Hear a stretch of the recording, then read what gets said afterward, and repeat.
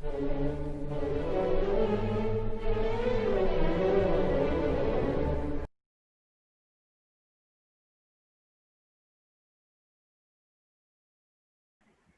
noite, amigos da Comunhão Espírita de Brasília. Estamos tendo a oportunidade de, mais uma vez, estarmos reunidos pelas ondas da internet, o que é sempre um prazer muito grande. Hoje nós temos um convidado muito especial, o Dr. Alberto Almeida, que é médico, clínico geral, especialidade em homeopatia e também um terapeuta familiar. E eu tenho certeza que hoje, no Dia dos Pais, nós vamos aproveitar bastante da experiência do Dr. Alberto conosco. Boa noite, Dr. Alberto, tudo bem? Boa noite, a minha alegria de poder estar junto numa comunhão com você, Jefferson. A despeito de eu estar em Belém, você está no Planalto Central, mas estamos juntos.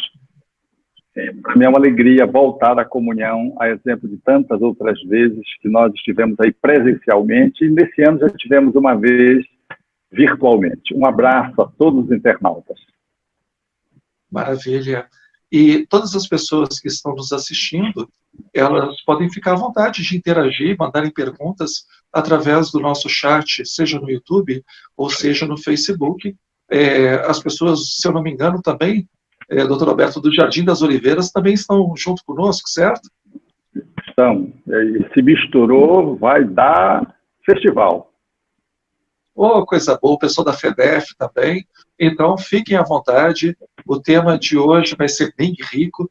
Tenho certeza que todos vão colher bastante frutos desse bate-papo. E, como toda reunião espírita, a gente faz uma leitura de harmonização para depois nós fazermos a nossa prece e aí sim entrarmos no tema da noite de hoje. Vou começar lendo do livro Ideal Espírita, de diversos autores espirituais, Psicografia de Chico Xavier. Capítulo 29, Oração e Serviço. Oração é requerimento da criatura ao Criador. Serviço é condição que a lei estabelece para todas as criaturas, a fim de que o Criador lhes responda. Meditação, estuda. Trabalho, realiza. Observemos a propriedade do acerto em quadros simples. Semente nobre é pedido silencioso da natureza que se faça verdura e pão. Mas, se o cultivador não desenvolve esforço conveniente, a súplica viva desaparece. Livro edificante é apelo sublime do espírito que se ergam instrução e cultura. Mas, se o homem não lhe perlustra as folhas do aprendizado, a sábia rogativa fenece em vão. Música, ainda mesmo divina, se mora exclusivamente na pauta, é melodia que não nasceu. Invenção sem experimento é raciocínio morto. Oremos, meus irmãos, mas oremos servindo. Construção correta não se concretiza sem planta adequada. Mas a palavra, por mais bela, sem construção que lhe corresponda, será sempre um sonho mumificado em tábuas de geometria. Albino Teixeira. Convido então os irmãos, aqueles que quiserem, a fecharem os olhos. Nós ocidentais temos uma facilidade muito grande para nos distrairmos, então é bom fecharmos os nossos olhos, trazer a nossa mente para este local, para este momento. Estamos longe fisicamente, mas conectados pelo pensamento, pelos bons sentimentos e conectados também com a espiritualidade superior. E juntos, num só coração, estamos aqui, Deus Pai, Deus de amor, Deus de misericórdia, Criador e criado, pedindo as tuas bênçãos para a noite de hoje. Que possamos, Senhor, recolher os frutos das tuas palavras, do teu aprendizado, para que outras pessoas sejam beneficiadas. Ilumina-nos, Pai, auxilia-nos, inspira-nos, para que possamos ser a luz para aqueles que se encontram nas trevas, a voz de calma para aqueles que se encontram na agitação, o caminho para os que se encontram perdidos, a palavra de bom ânimo para aqueles desesperançosos e o braço forte que levanta os caídos da estrada. Obrigado, Pai. Obrigado por estar conosco em todos os momentos da nossa vida. Que possamos estar com os corações abertos para sentir a Tua presença em nosso meio. Que assim seja, graças a Deus. Alberto, vamos falar um pouquinho de paternidade, já que é o Dia dos Pais? Vamos Coisa sim. boa. Tem duas. Quando a gente fala de paternidade, eu estava vendo que tem duas músicas muito interessantes, mas que têm visões diferentes da paternidade. Uma é a do Fábio Júnior, que ele coloca uma frase muito emblemática, né? Pai, o senhor foi meu herói e meu bandido. E a outra, já bem mais antiga, da década de 40, 50, de um autor chamado Sérgio Bittencourt, que era filho de um músico muito famoso, Jacó do Bandolim, que é Naquela Mesa. E ele dizia que, em determinado ponto da letra da música, que quando ele olhava para o pai, ele via nos olhos tanto brilho que, mais do que ser seu filho, eu virei seu fã. Paternidade são esses extremos mesmos, Alberto?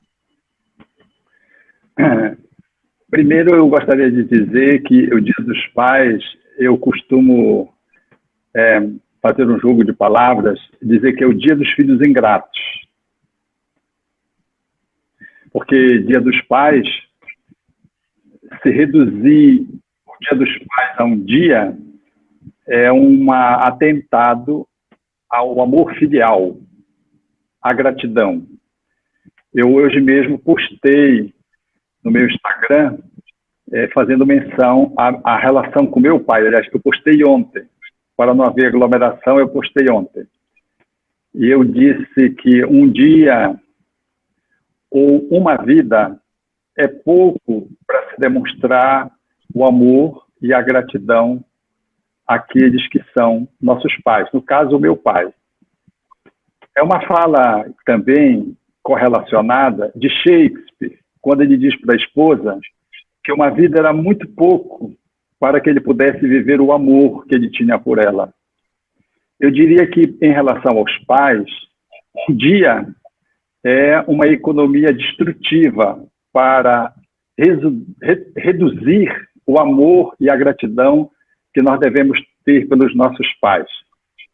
Então, eu costumo dizer, hoje é mais um Dia dos Pais, não é o Dia dos Pais, já que nós não estamos encarcerados num dia. E é verdade que essa celebração ela é focada para os dias que os pais não eram visitados. E para chamar os pais à visitação, criou-se, então, essa estratégia, justo para filhos ingratos, que só lembram dos pais num dia do ano. Melhor do que não lembrar, é verdade.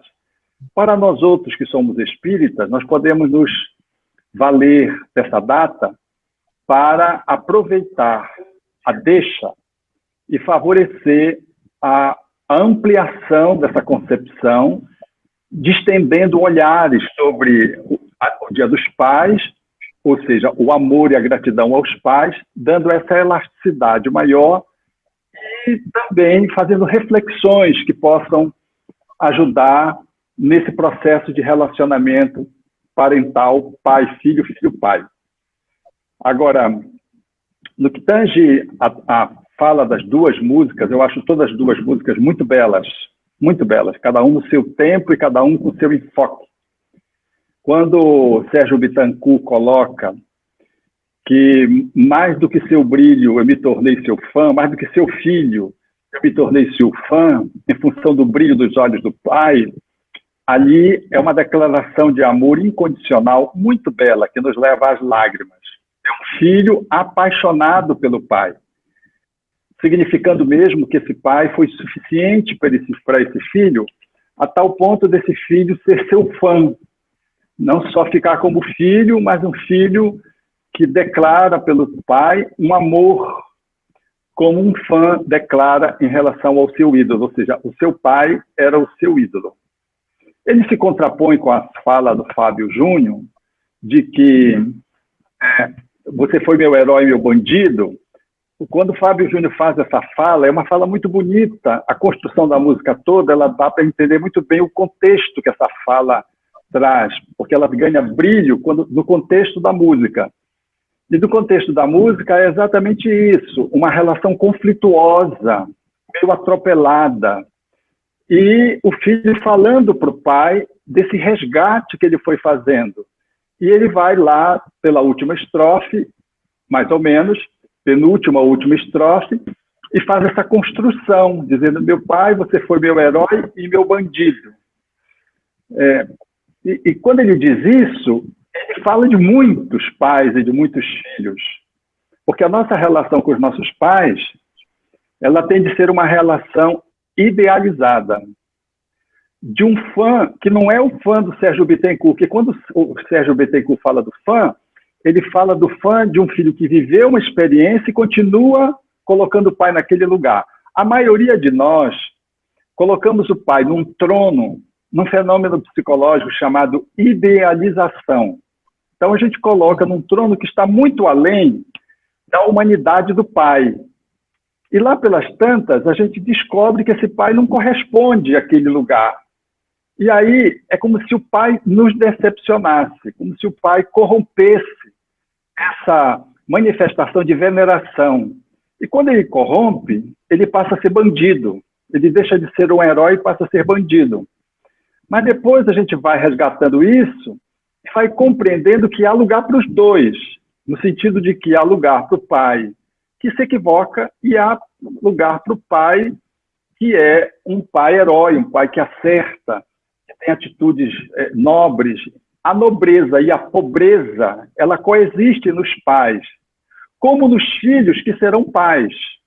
É importante dizer isso. Então, quando na música do Fábio Júnior, e ao lado de outras pessoas, porque ele não construiu essa música sozinha, tem outros letristas com ele, ele traz isso, ele traz, eu acho que uma relação de amor mais maduro com o pai. Ou seja, eu supero a idealização, tiro ele do trono, mas ele não é o meu pai só bandido porque eu tirei ele do trono. Ele é meu pai herói, porque ele é também nobre.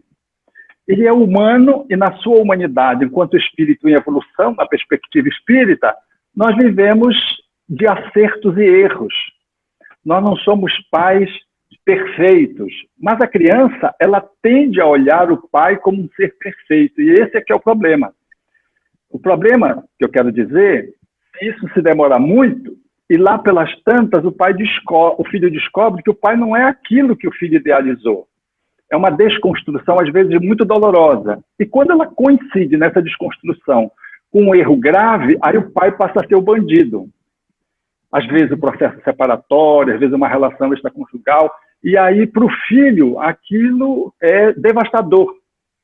Mas, em boa medida, na construção da música do Fábio Júnior, quando ele traz isso, ele traz incluindo as duas possibilidades, incluindo o amor a esse pai, que ora pudesse ocupar essa posição do equívoco, ora pudesse ocupar a posição do erro, mas esse pai é o pai que merece a gratidão, que é louvado, que é agraciado, que recebe o reconhecimento do filho e que recebe um movimento de honra. Esse filho quer honrar esse pai. Eu acho que essa música ela fica mais bela ainda quando o filho canta para o pai. No caso, o filho do Fábio Júnior tem um videozinho que é ele cantando para o pai. Não sei se você viu, Jefferson, mas eu achei muito interessante porque o filho vai até o fim, consegue ir até o fim. O Fábio Júnior está muito emocionado e é brilhante a interpretação do garoto, que é uma interpretação de um filho para um pai, e fica mágico aquele encontro ali. Eu acho que muitos pais e filhos se encontram naquele encontro, naquele contexto da música. É de uma beleza muito grande. E, como você sabe, né, nós estamos falando, eu e o pessoal da Comunhão aqui de Brasília. E em Brasília foi a terra do rock nacional, né? Várias bandas de rock aqui do Brasil saíram de Brasília. E talvez aquela que tenha tido maior sucesso foi o Legião Urbana, que tem exatamente uma música chamada Pais e Filhos. E nessa música, o Renato Russo foi muito feliz na letra, porque ele coloca na letra: você culpa seus pais por tudo, isso é um absurdo. São crianças como você. O que você vai ser quando você crescer. Na tua experiência como terapeuta familiar, a gente é essa repetição? nós somos as crianças que cresceram e estamos repetindo em boa medida aquilo que a gente criticava nos pais da gente, e aí pai e mãe, nessa situação específica. Efetivamente, sim, Jefferson. Eu não sei se é felizmente ou infelizmente. Como nós temos um movimento familiar, às vezes, desorganizado, a gente repete a desorganização. Quando você tem uma família muito saudável, muito madura, ela repete a madureza, e é saudável a repetição. Então, mas isso é efetivo, isso é real, isso está posto também numa música do Belchior, que ele também fala dessa repetição de padrão, né? De que os filhos não conseguiram deixar de ser os pais. E isso é, do ponto de vista psicológico, uma realidade do cotidiano. Por quê? É porque nós introjetamos a figura paterna e materna quando somos pequenos. Independente se o pai é bom ou ruim, a gente introjeta. E essa introjeção, ela é feita de uma forma primitiva, selvagem. A criança, ela não tem um crivo. Então, ela absorve aquilo que ela vê e repete. Repete comportamentos, assimila emoções, constrói crenças. O que ela recebe como uma câmara fílmica, cujo diafragma se abre numa câmara fotográfica e registra tudo, assim a criança faz em relação aos pais. Eu também fiz uma postagem em relação a isso, que eu achei muito interessante. É um boneco que ele fica rodando. E quando ele roda, a criança que está do lado do boneco, ela repete e roda junto com o boneco. O boneco para de rodar, ela para. Aí o boneco volta a rodar e a criança roda de novo que nem o boneco, repetindo o boneco, seguindo o boneco. Uma criança bem pequena. E eu postei no Instagram exatamente para poder falar de que é assim que se dá o processo da educação. Então, nós introjetamos a figura parental, paterna e materna, e isso é tão devastador no sentido de esculpir o pai e a mãe dentro da gente, ou a gente ser modelado a partir deles. Isso é tão sem filtros, que quando a gente vai crescendo, a gente tem gestos, mímicas faciais, mesmo sendo um filho adotivo, que não tem nada com herança hereditária. A gente repete. Então, quando a gente cresce, o que é que acontece? A gente tende a fazer o que os nossos pais fizeram, de bom e de ruim. Esse, talvez, seja a grande contribuição que o Espiritismo pode nos dar, que é o que é que eu quero do meu pai e da minha mãe? E o que é que eu não quero do meu pai e da minha mãe? Para fazer isso, é necessário fazer pausas, reflexões, meditar, para poder fazer a autoanálise que proposta por Santo Agostinho, Allan Kardec, e fazer essa discriminação do que é que vem do meu pai que eu não quero, do que é que vem da minha mãe que eu não quero, e o que é que eu quero, o que é bom que eu quero. Já que o pai e mãe, eles são um mix de coisas atrapalhadas e coisas boas e muito ruins, eu tenho a chance de poder separar o joio do trigo e ficar tanto quanto possível com o trigo, deixando de lado o joio, pegando o melhor dos meus pais, para repetir o melhor deles com acréscimo, com plus, com abundância. Mas como a gente não se dá conta, a gente faz o que o Renato Russo propõe, o que o Belchior propõe, como os nossos pais, repetindo comportamentos parentais, tal como nossos pais nos estabeleceram no processo de coabitação, de convivência e de educação. E o curioso, sabe, que a gente percebe do ponto de vista terapêutico, Jefferson, é que a gente repete mesmo não gostando. Um filho que tem um pai alcoólatra, quando ele vê, ele está bebendo tanto quanto o pai. Um filho que viu o pai, às vezes, fazendo violência física com a mãe, mais tarde, quando ele se dá conta, ele está fazendo o mesmo com a namorada, com a esposa. E ele, quando criança ou adolescente, ele se interpunha entre os dois, defendendo a mãe. E como é que ele repete? Ele repete porque ele foi vivendo uma vida condicionada sem reflexão. Era uma vida de automatismo. E no automatismo, nós vamos para esse lugar da repetição neurótica, que é muito ruim, porque a gente repete tudo, e a gente não deveria repetir tudo.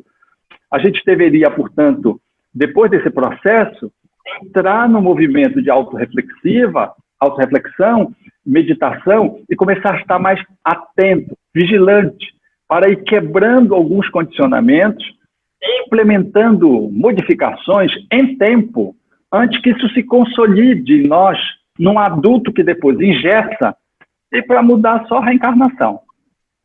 Nova reencarnação. Nós dois que somos jovens, só que com um corpinho um pouquinho mais velho, você deve lembrar também daquele programa que tinha, bem antigo, que falava, era um programa destinado para mulheres. Naquela época, a Marta Suplicy era conhecida como sexóloga. E ela comentava exatamente isso, né? Ela não era política ainda, né? Depois ela foi ter toda uma carreira. O programa se chamava TV Mulher. Não sei se você lembra desse programa. Sim. Ela falava que a questão da violência em relação a certos comportamentos masculinos em relação ao feminino é que a mulher que aceitava a violência masculina é porque ela tinha um histórico em casa também de ver aquela violência sendo perpetuada e achar aquilo normal. E a mulher que nunca tinha visto o pai levantar a voz, levantar a mão dentro de casa, quando encontrava alguém que levantava a mão, ela não aceitava. Ela tinha uma reação, porque não tinha esse exemplo, mau exemplo, em casa. Então eu entendo que casa muito com o que você está explicando para a gente. Concorda? É verdade.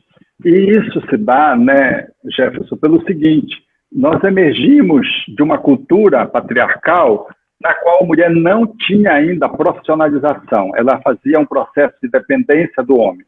E foi preciso algumas gerações, depois da Segunda Guerra Mundial, quando morreram muitos homens, as mulheres foram para o mercado de trabalho, para as ocupações. E depois é que começou a profissionalização. Então, essa dependência econômica da mulher fez da mulher ficar muito submissa no lar, num lugar onde o homem não só mandava, mas às vezes a explorava e a maltratava. Então, mudar esse panorama cultural requer algumas gerações para que isso possa se estabelecer enquanto mudança. Então, os filhos, homens e mulheres, que viam seus pais tratando as mulheres, desqualificando-as, maltratando-as, com relações de exploração física ou com descaso e indiferença sexual, nas relações múltiplas, poligâmicas, por exemplo, extraconjugais, eles reproduziam isso.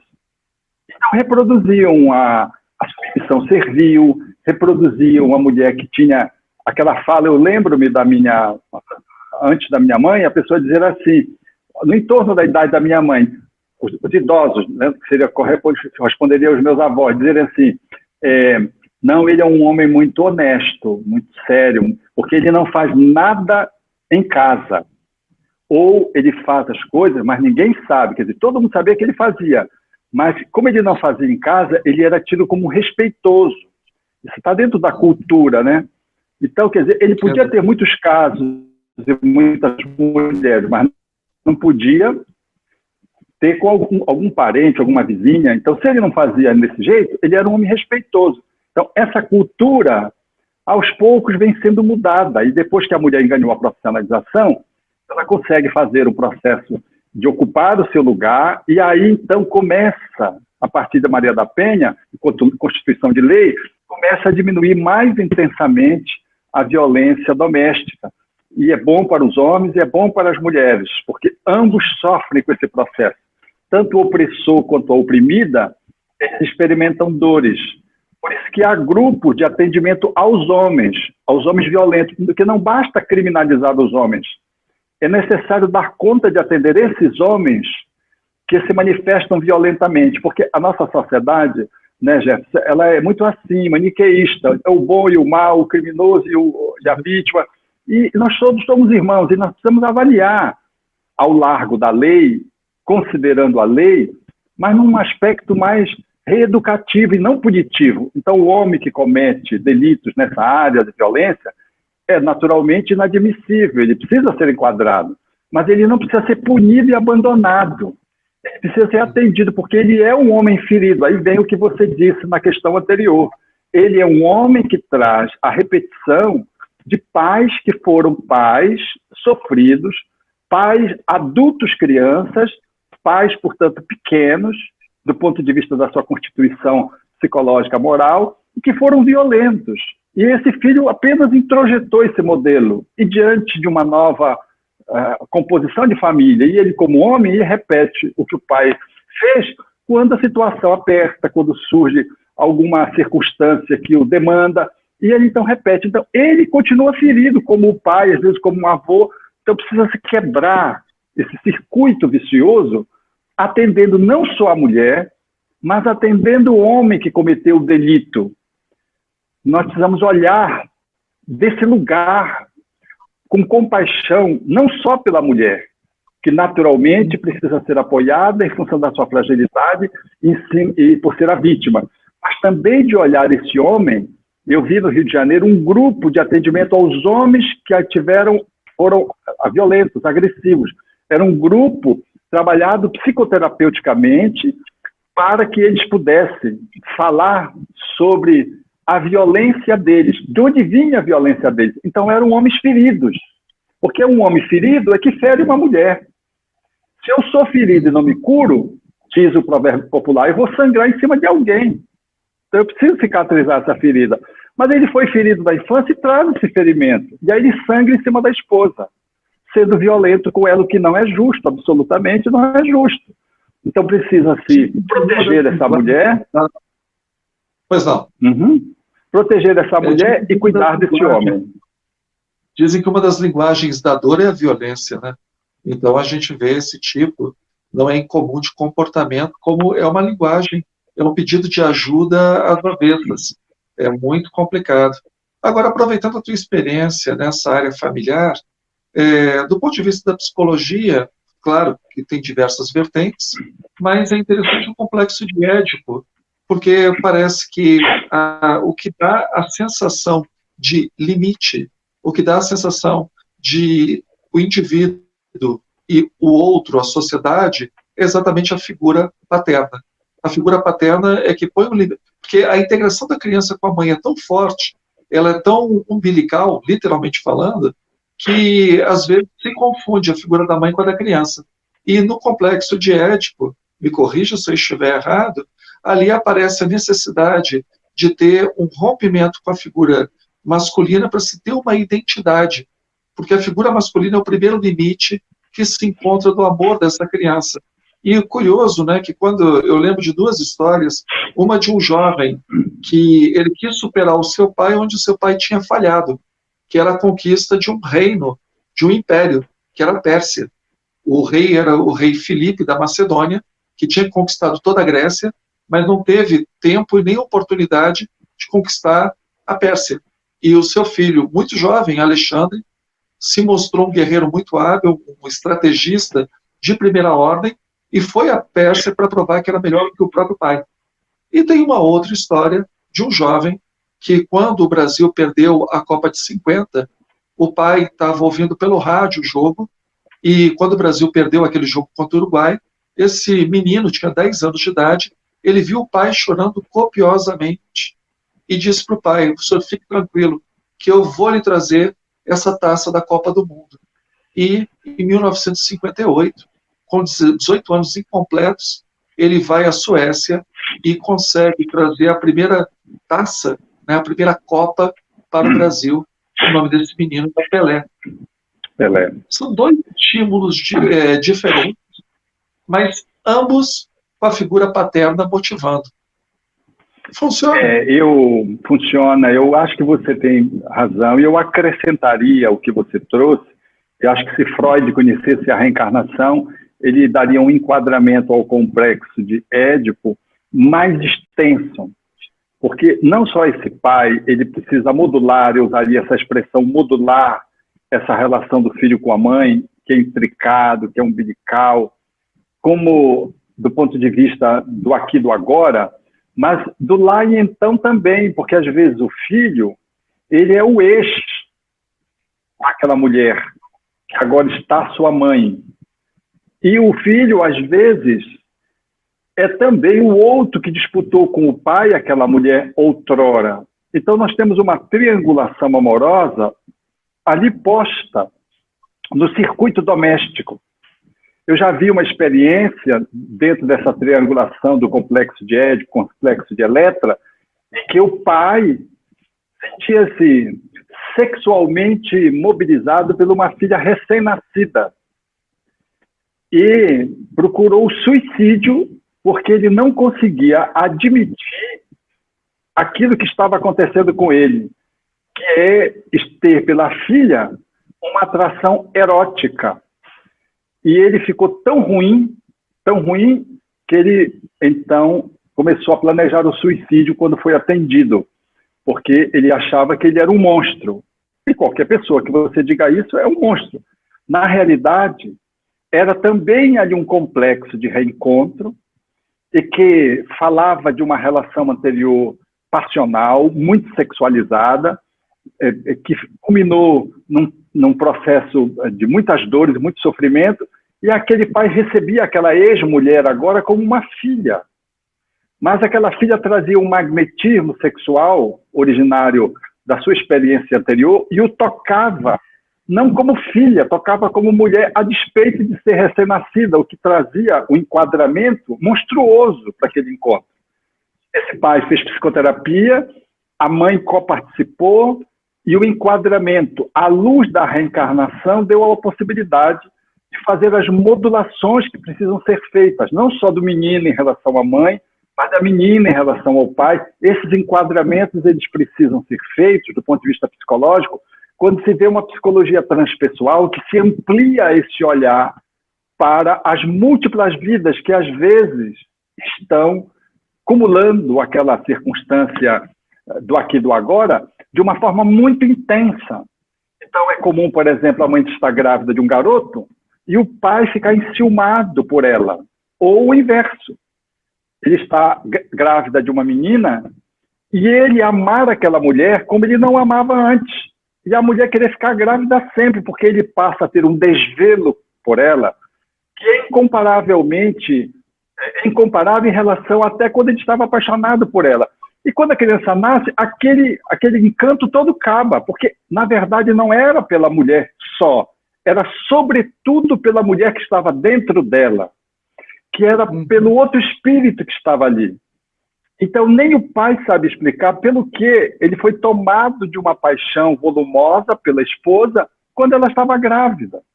Quando habitualmente, às vezes, há um distanciamento do casal, porque a mulher fica muito mãe, centrado muito no filho, e o homem, às vezes, fica meio periférico. Ao contrário, ele passou a ter por ela uma relação de vínculo que ela ficou profundamente sensibilizada, e ao ponto de dizer, puxa, eu queria ficar sempre grávida para ser amada como eu sou amada pelo meu esposo. Mas depois que a criança nasceu, não era por ela, era pela criança, era pela menina. Sem sexo. Aí, nessa segunda situação, eu estou falando de uma outra ocorrência envolvendo um relacionamento de amor, né, a um espírito que renasce, tem vínculos dessa natureza, e esse pai faz uma distinção àquela menina e não sabe explicar. Eu já vi, chefe, um pai fazer uma viagem internacional. Naquela época que era difícil viajar, sempre era muito caro, ele planejou uma viagem para a Europa. Quando chegou a época de viajar, a esposa foi ter a filha. E quando teve a filha, ele suspendeu a viagem para a Europa, que era a viagem dos sonhos desde jovem. E a criança e ele eram reciprocamente apaixonados. Eu vi, porque eles me hospedavam, quando eu ia para a cidade onde eles moravam, a mãe dizia assim, ela só lembra de mim por causa da mamadeira que eu trago no peito. Ele chegava em casa, a criança ouvia a voz, o bebê ouvia a voz e começava a chorar porque ia para o colo do pai. Então, é essa dimensão psicológica que fala dos complexos que a gente precisa estar muito atento. E esse pai me dizia assim, eu não sei o que acontece com essa menina, mas eu sou apaixonado. E ninguém pode dizer que era a primeira menina, porque era o 8º filho. Era o 8º. Então, era uma situação que não tinha como explicar a não ser a reencarnação. Então, eu estou dando esses exemplos para a gente compreender como é que se tem que fazer essa modulação das nossas relações domésticas no que tange aos complexos. Para além da psicologia tradicional, um olhar transpessoal nos ajuda a modular e fazer com que a família vá se desenvolvendo mais organizadamente e diminuindo conflitos que podem advir desse embaralhamento ser não solucionado a tempo. No que tange ao que você trouxe, dos exemplos do Pelé, que eu não sabia dessa situação do Pelé, estou conhecendo agora essa situação que você está trazendo, eu não sabia dessa ocorrência, com 10 anos, né? Que você traz, mas você veja como foi marcante. Eu lembro-me de Alexandre o Grande mesmo, que numa das cenas fantásticas, quando ele vai para as conquistas, aquele que era o seu grande amor, num dado momento, diz para ele, engraçado, parece que quanto mais você conquista, mais você se distancia da sua mãe, mais você tem vontade de fazer novas conquistas. Porque, na verdade, o calcanhar de Alexandre o Grande, da Macedônia, era a mãe, era a relação com a mãe. Ele tinha uma encrenca com a mãe. Então, ele vai tentando conquistar o mundo. E, nesse movimento para fora, ele está querendo atender uma demanda dentro. Então, Pelé, quando vai, na sua fala, que eu achei muito interessante, ele vai e conquista a Copa na Suécia, ele está atendendo uma demanda dentro em relação ao pai, felizmente saudável, e felizmente esse pai contribuiu para que o Pelé, o atleta do século, esse futebolista sem par, né?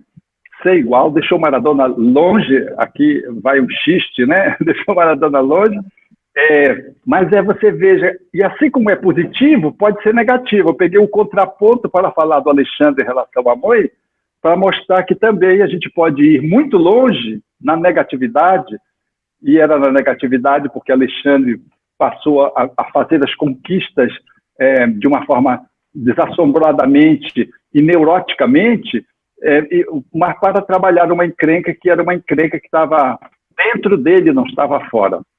Assim o Pelé, sendo que num sentido positivo. Verdade. Também eu estava dando uma olhadinha para esse bate-papo, fiz o meu dever de casa, e tem alguns estudos que apontam muito para a questão da presença da figura paterna. Não necessariamente do pai biológico, mas a presença da figura paterna para o desenvolvimento da criança saudável. E é curioso, né, que nessa época de Dia dos Pais, isso é muito recorrente. A gente vê dois tipos de manifestação muito extremas. Por exemplo, a manifestação de Feliz Dia dos Pais para todas as mães que criaram seus filhos e que são pais e são mães, que são guerreiras e por aí vai, né? Ou se não assim, Feliz Dia dos Pais, porque para os pais de verdade, não só para aqueles que colocaram o filho no mundo. E aí eu vejo exatamente o oposto, né? Eu gostaria de desejar feliz pai para o meu marido, que eu não imagino um pai mais fabuloso para os meus filhos. Eu sou grata a Deus pelo marido que ele me deu, pelo pai que ele é para os meus filhos. Então são duas situações bem díspares. De um lado, total alienação da figura paterna, como se ela fosse desnecessária. Do outro, reconhecimento dessa figura como fundamental para a consolidação dessa saúde psíquica da criança. E aí nós recebemos uma das perguntas, por isso que eu estou baixando a cabeça toda hora, né, para ler aqui as perguntas que chegaram, e é curioso, uma das perguntas que foi feita é assim: a falta da figura paterna biológica poderá ser substituída, avô, tio, etc., no contexto familiar? É possível?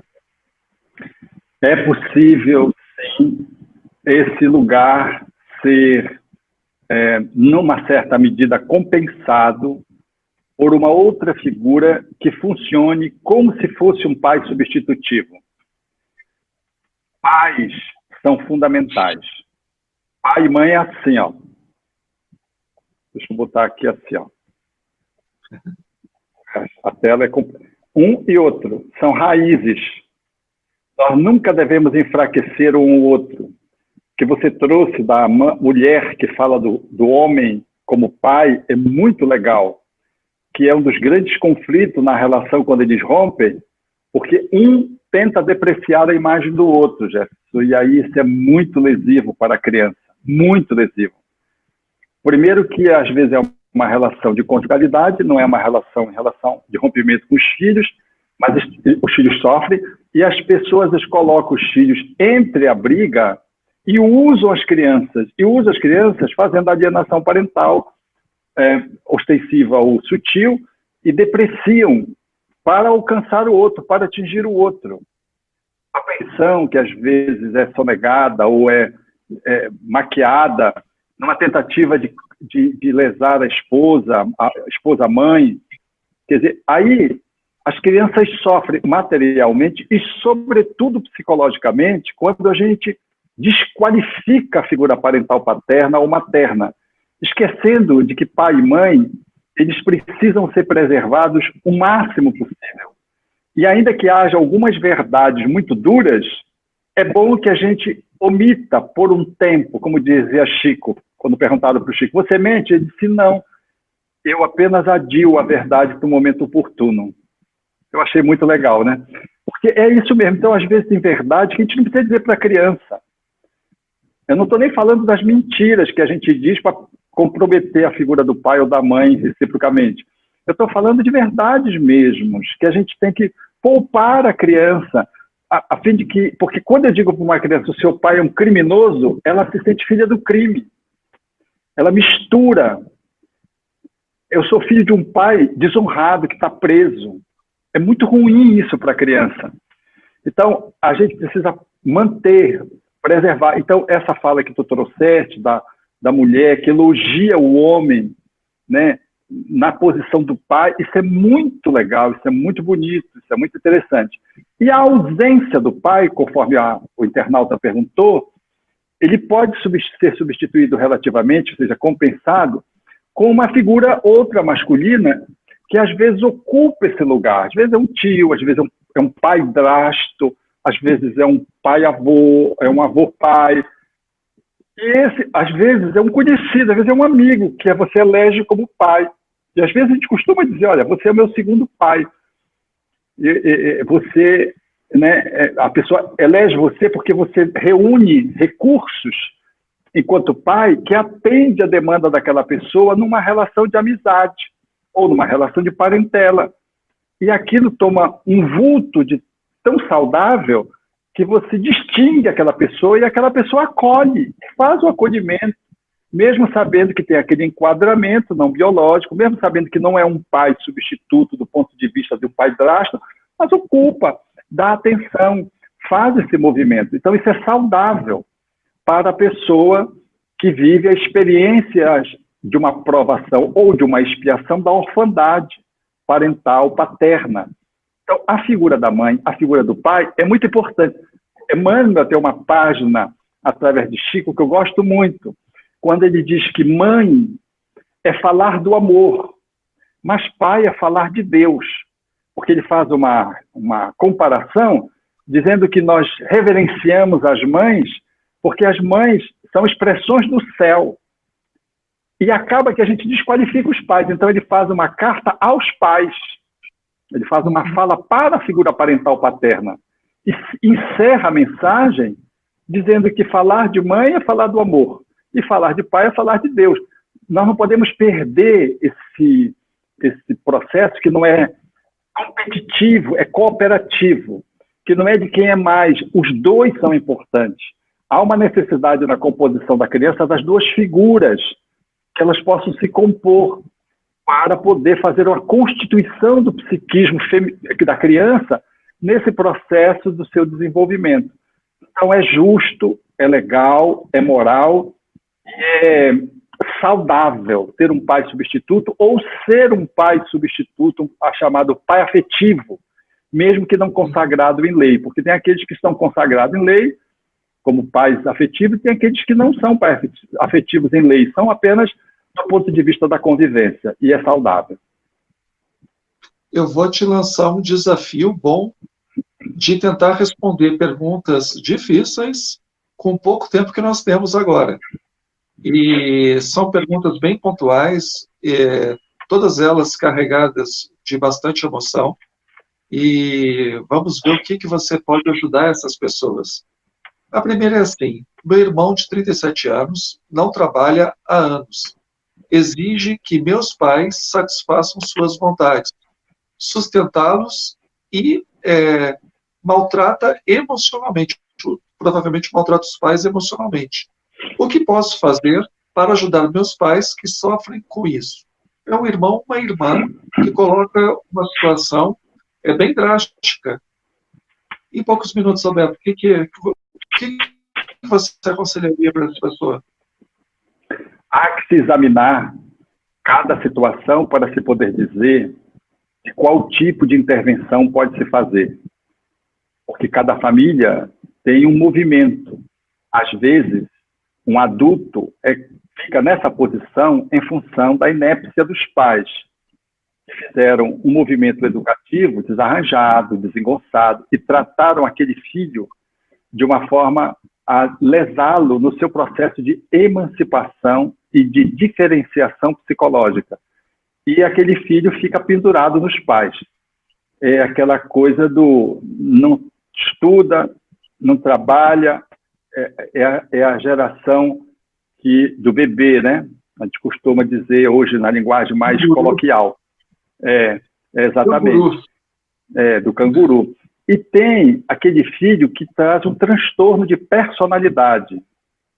O transtorno de personalidade antissocial, ele se configura na formatação de alteração do caráter do espírito que renasceu, e que ele traz uma alteração e que é maximizado pelo processo educativo, e que às vezes ele se ganha intensidade pelo processo educativo imperfeito, e aquela formação do caráter configura no filho essa patologia, ou esse transtorno, não chega a ser uma patologia, é um transtorno de personalidade antissocial. Então, é um filho que é muito legal, tudo de bom, mas ele é sedutor e é um explorador. Então, ele explora os pais, explora as mulheres, ele está sempre numa posição de explorador dos outros.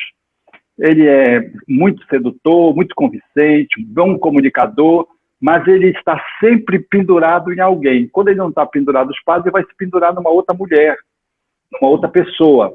Então, às vezes, o filho de 37, 38 anos pode ser, não estou dizendo que seja esse caso, ele pode ter um transtorno de personalidade exigindo uma intervenção de natureza psicoterapêutica para que possa dar conta, quiçá, de fazer um rearranjo, que é muito difícil, posto que esse transtorno de personalidade, ele não tem remédio do ponto de vista de medicamento. Ele exige todo um manejo psicoterapêutico reeducativo na tentativa de fazer com que esse espírito encarnado que traz esse transtorno apresente mudanças que favoreçam, então, uma nova postura diante da vida e diante do lar. E a gente tem situações ainda que, se não são causa, acaba virando efeito, que é a questão obsessiva. Né? Nem sempre a obsessão espiritual é uma causa de um tipo de comportamento, de um comportamento desequilibrado. Mas um comportamento desequilibrado pode ter como consequência atrair pessoas desencarnadas desequilibradas. Daí a importância de tentar harmonizar esse lado, né? E aí temos uma outra situação. Você quer complementar? Eu queria dizer que tem pessoas assim, com 36, 37, 38 anos, que ficam no lar depois de uma dependência de química, sofrem alterações mentais em função do transtorno de dependência de substâncias, ficam sequelados, e eles ficam com dificuldade também de estabelecer um processo de emancipação. Há outros processos de que são relações simbióticas, de pai com o filho. Às vezes é a mãe com o filho, ela se agarra nele ou do pai, e aquele filho não consegue se desprender. É uma relação tóxica de codependência, e aquele indivíduo vai crescendo e não se desenvolve, ele não consegue se desprender, porque tem uma necessidade não atendida, e a mãe se vincula a ele numa relação tóxica, simbiótica, e aí essa abordagem, ela precisaria de uma abordagem psicoterapêutica familiar para arrumar aquela família. porque essa mãe não deixa esse filho, ela pode reclamar, mas ela não deixa. E às vezes é o pai. E esse filho, por sua vez, se apoia nessa dependência e fica aquela relação de porco e parafuso. É muito difícil trabalhar isso, salvo uma abordagem familiar psicoterapêutica que dá conta, então, de desentranhar isso e promover, então, uma mudança de padrão comportamental e de transação comunicacional dentro do lar e diante da vida. Olha, temos mais situações aqui que é um nó e tanto para tratar. Tem uma das pessoas que está nos assistindo que coloca a história de uma criança que o pai foi assassinado aos 3 anos, a mãe aos 8 anos, essa criança, né? Não o pai não tinha 3 anos, quem tinha era a criança. O pai foi assassinado quando essa criança tinha 3 anos, depois, aos 8 anos, essa criança encontrou a mãe assassinada na porta de casa, e hoje tem 14, e é uma pessoa que é alcoólica. E hoje está na adolescência, mora com uma avó que é permissiva. E quem escreve pergunta como ajudar esta adolescente. A única forma... Mais ou menos tão complicada quanto. Então, o que você aconselharia? Eu aconselharia que se pudesse juntar algumas intervenções sinergicamente, porque é um quadro muito complexo. Esses traumas, especialmente quando a criança vive esses traumas, a perda já é algo dantesco. E quando ela vive o trauma, se ela participou, presenciou a cena do assassinato, é mais dramático ainda. Então, essa jovem, ela traz uma criança mutilada dentro de si mesma e usa o álcool provavelmente como estratégia de eliminação da dor, de anestesia, de sair um pouco da realidade.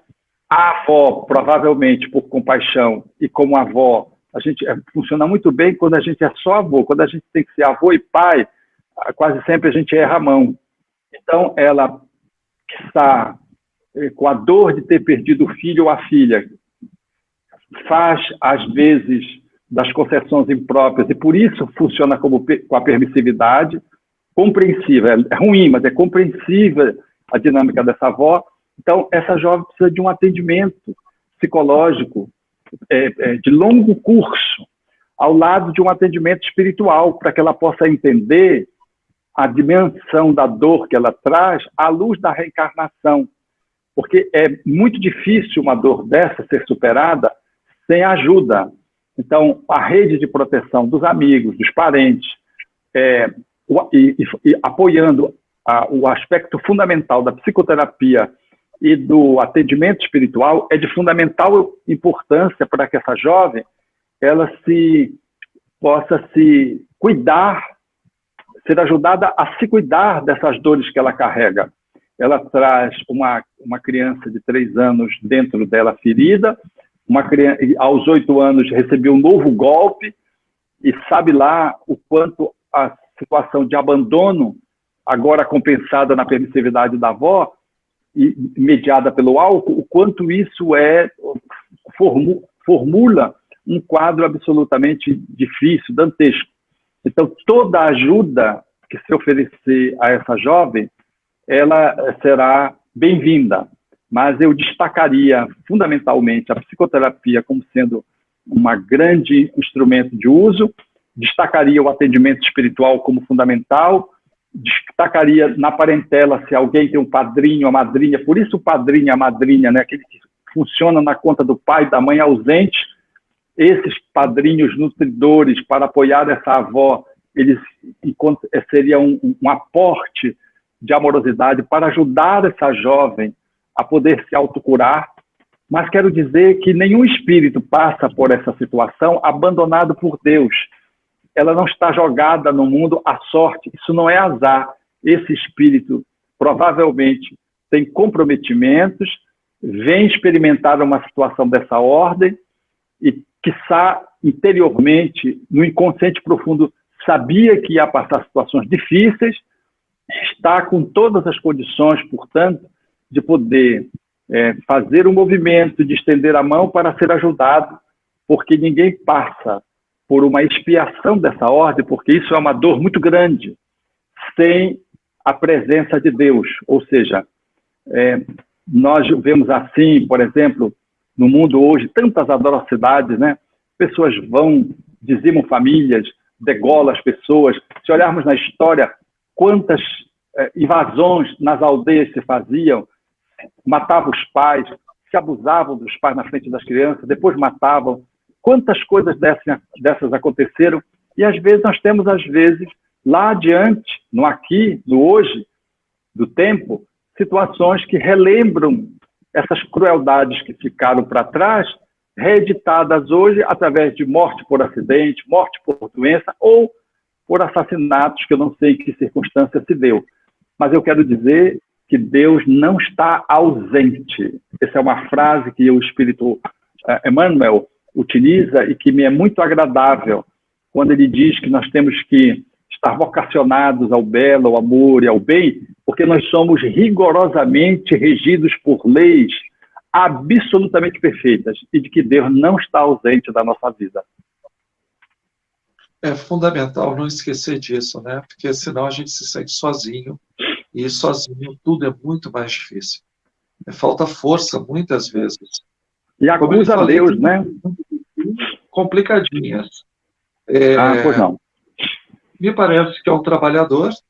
No centro atendi uma mãe e filha de 17 anos. A filha de 17 anos. A garota foi abusada sexualmente pelo pai quando pequena. Hoje está no relacionamento abusivo, sendo desqualificada constantemente e não consegue sair.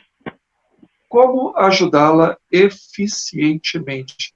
E me permita, Alberto, é difícil, né? Porque nem sempre o atendente fraterno, aquilo que no passado era chamado de o orientador, ele tem o instrumental da psicologia para poder ajudar num caso desse. Afinal de contas, o instrumental dele é o espiritismo, ele é atendente fraterno. E aí, determinados problemas extrapolam o nosso atendimento enquanto espírita. Eles vão para a área da saúde mental e da saúde psicológica, que tem toda uma dinâmica que precisa de um estudo, de uma formação muito mais complexa. Ajuda esse irmão aí. Jefferson, você trouxe uma questão muito importante. O Centro Espírita, ele oferece o atendimento fraterno através do diálogo, de companheiros de muito boa vontade.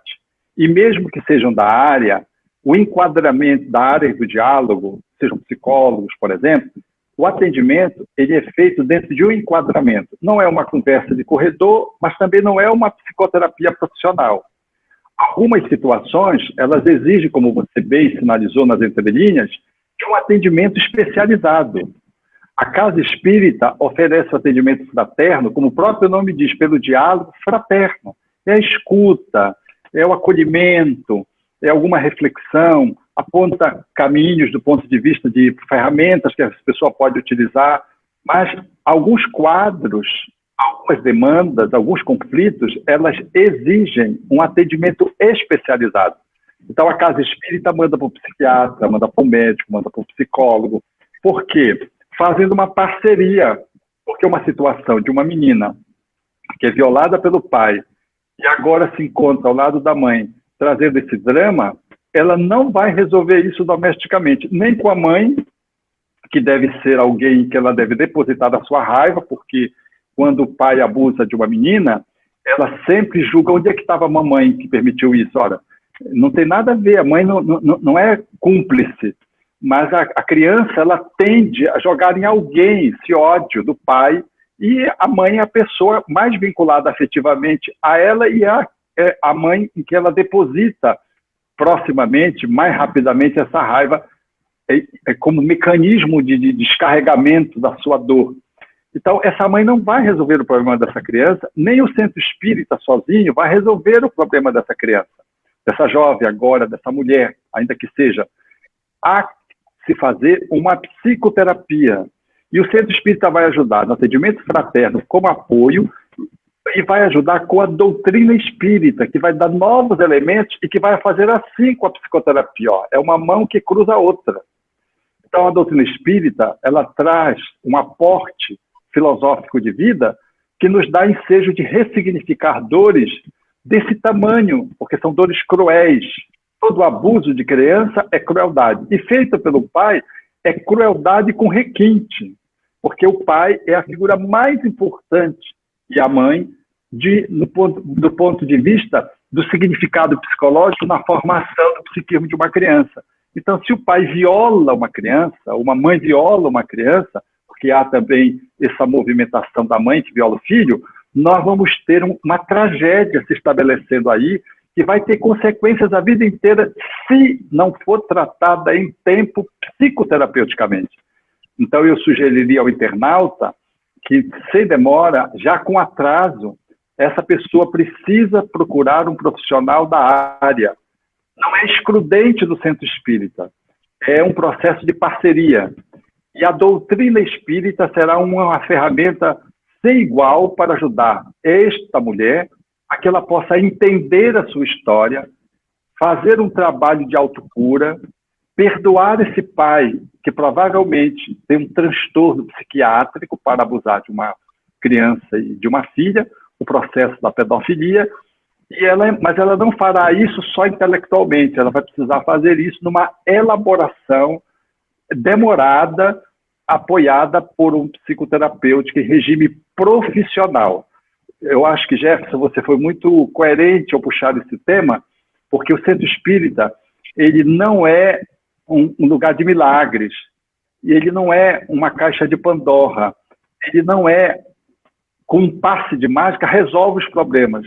Nós responsabilizamos as pessoas, nós nos responsabilizamos pela parte que nós podemos colaborar, mas nós não estamos substituindo psicoterapia, medicina, psiquiatria, remédio. Nós não fazemos uso desses recursos e o Espiritismo não vem brigar absolutamente com a academia. Ele vem fazer link, por isso Kardec colocou o Evangelho segundo o Espiritismo, a aliança da ciência com a religião. Então o Espiritismo vem e faz essa interlocução com a ciência para melhor atender as pessoas que sofrem. Acho que é de bom tom, portanto, que esse internauta possa sugerir a essa pessoa a procurar um profissional da área do diálogo. Perfeito, perfeito. Bom, a gente já está se encaminhando para o final, eu vou juntar duas perguntas em uma. Os nossos irmãos evangélicos, eles costumam usar uma expressão que é a maldição familiar, baseado lá no Decálogo, né, que Deus pune o pecado do pai até a quarta geração, o pecado dos pais até a quarta geração dos descendentes. Eles dizem que muita coisa que a pessoa sofre, ela é a punição de Deus, que não foi feita lá no bisavô, né, está sendo feita agora. E eles chamam isso de maldição familiar. Mas, aproveitando só a palavra e com essa ideia teológica que nada tem a ver com o espiritismo, a maldição familiar da questão daquilo que nós estávamos conversando, de repetir padrões. Então, o pai fazia, o avô fazia, o bisavô fazia, e eu quase que me sinto obrigado a fazer também. E sendo que aquilo não é uma coisa benéfica, não é uma coisa boa, não é produtivo. Isso foi uma pergunta que foi feita, né, da questão de repetir padrões. Agora, vou aliar isso com uma outra pergunta. Tá bom, e como é que eu faço, então, para ser um pai melhor do que o pai que eu tive? Como é que eu faço para ser um pai mais presente, mais atuante, o que o pessoal hoje está chamando de paternidade ativa, que, desculpa, é um pleonasmo, porque a paternidade tem que ser ativa, senão aí sim a gente vai ter uma paternidade culposa, né, abstrata. Como é que eu faço para não repetir esses padrões da maldição familiar, entre aspas, lembrando, né, que é um termo que está sendo colocado simbólico, a maldição familiar, e ser uma pessoa que, puxa vida, eu vou ser para os meus filhos aquilo que de repente eu não recebi. Bert Helling faria uma avaliação dessa dinâmica com muita propriedade, mostrando alguns legados que a gente precisa, alguns scripts intergeracionais que já a psicoterapia de natureza familiar sistêmica também aborda, mostrando que aquilo que se faz se repete nas gerações subsequentes, e de que nós só entendemos um ser humano se nós vamos, pelo menos, há 2 gerações para trás. Aí você entende o comportamento de hoje de alguém, porque tem tudo a ver esse processo intergeracional. E Bert Helling traz isso com muita beleza, muita clareza, esses legados enquanto negatividades, aonde a gente se sente para se sentir pertencente à família, para poder fazer parte da família, a gente repete padrões e padrões nocivos, às vezes doenças, às vezes acidentes, ou às vezes mesmo os crimes, comportamentos destrutivos. E alguém tem que romper esse legado, alguém tem que dar um pare nisso, nessa energia que se desdobra em geração a geração, e que às vezes, do ponto de vista reencarnacionista, aquele que foi o avô volta na posição do neto e é o mesmo espírito que, enquanto avô, veio como neto para mudar esse padrão que ele, às vezes, foi o protagonista. Ele não veio para repetir, ele veio para mudar. Mas, às vezes, nós entramos nesse automatismo e nesse sistema de lealdade equivocada, nós repetimos esses legados, gerando mais enfermidade, mais doença. Diz-se, do ponto de vista da terapia sistêmica familiar, que quando temos uma desorganização no nível e passamos para a segunda geração, se nós ampliamos sem tratar essa desorganização, nós vamos para a terceira geração e geramos um quadro psiquiátrico, porque ela vai cumulativamente sendo passada e sendo ampliada, não sendo tratada, portanto. A maldição, figurativamente colocada, porque a maldição interpretada do ponto de vista bíblico, ela não encontra de modo algum respaldo numa visão do ponto de vista das leis naturais, mesmo humanas. Um juiz, ele não pune a criança, que é neta, porque não puniu o avô, que fugiu. Não se pune nem o filho, quanto mais o neto. Então, nós não pagamos por um ancestral ter cometido um equívoco. Se a justiça humana, que é tão falha, tão limitada, não consegue fazer esse enquadramento de justiça injusta, imagine Deus na sua bondade, na sua infinita beleza, no seu infinito encanto. Então, a proposição que o Espiritismo traz, desse ponto de vista, é de que o pai pode nascer como neto, e como neto ele é responsável por tudo que ele criou enquanto avô. Ele paga o que ele mesmo fez enquanto avô, e não porque ele teve um avô, ele às vezes foi o avô. Então, não existe, de modo algum, esse processo da maldição bíblica como está posta dentro de uma interpretação literal colocada e mal interpretada pelos nossos irmãos que fazem essa abordagem da Bíblia.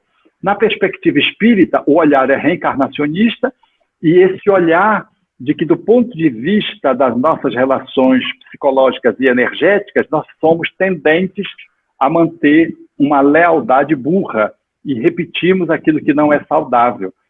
E repetimos a cada geração, porque não refletimos. Veja que tudo exige reflexão, meditação, análise, para que a gente possa fazer a distinção de uma coisa ruim para uma coisa boa. Então, nós seremos pais melhores, finalizando, quando nós aprendermos com os nossos pais, com os erros que eles tiveram conosco, fazendo diferente e incrementando os acertos que eles nos legaram, podendo colocar na nossa vida um mix de tudo que o meu pai de bom foi para mim e que eu aprendi com ele, o brilho do seu olhar que me induz a ser o seu fã, e olhando para o lado bandido dele e podendo transformar em mim para que eu não possa repetir, entre aspas, a bandidagem.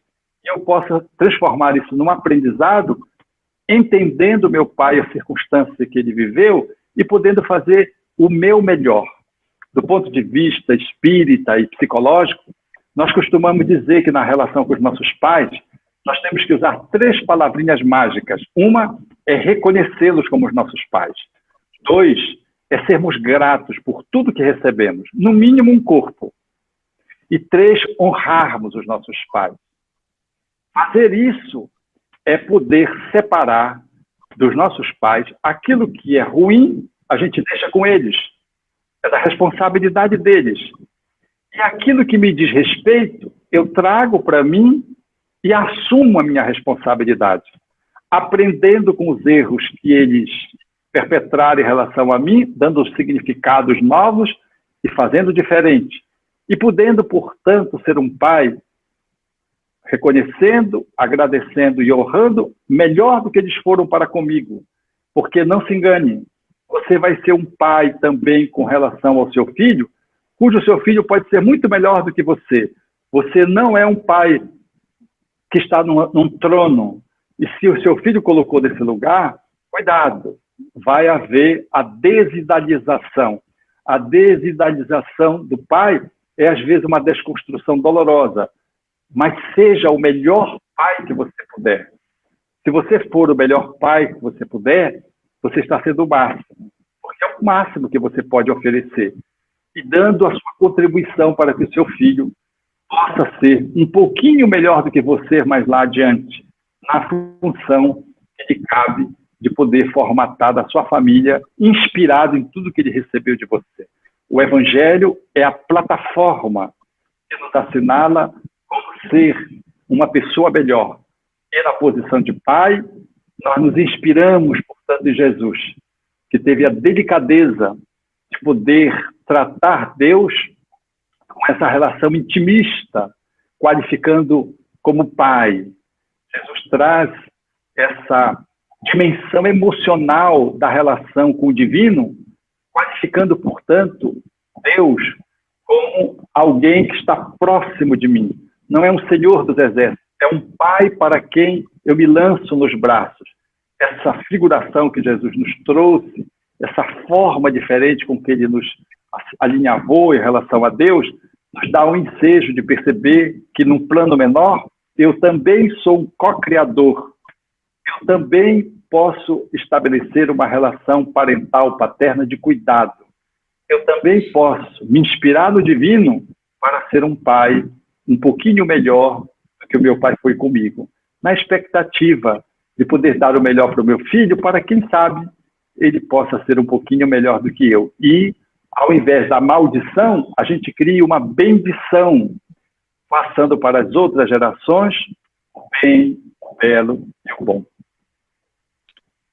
Acho que o assunto é muito rico, muito amplo, cada um tem bastante perguntas a respeito do tema, e nós ficaríamos com certeza aí varando a madrugada conversando.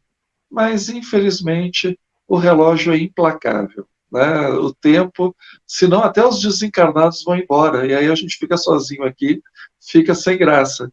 Então, Alberto, muito obrigado, foi muito boa essa conversa, tenho certeza que elucidou muita gente. Tem mais perguntas, óbvio, né? Um assunto empolgante, mas eu tenho certeza que em outra oportunidade a gente vai conseguir conversar a respeito. Agradeço a todos, né? Agradecemos a todos que estiveram conosco, nos acompanhando. Doutor, mais uma vez, muito obrigado. Foi um prazer, não tinha tido a honra de estar pessoalmente, quase pessoalmente, né? Virtualmente contigo. Eu tenho certeza que uma conversa fluiria, mas fluiria muito boa. E suas palavras finais, por gentileza.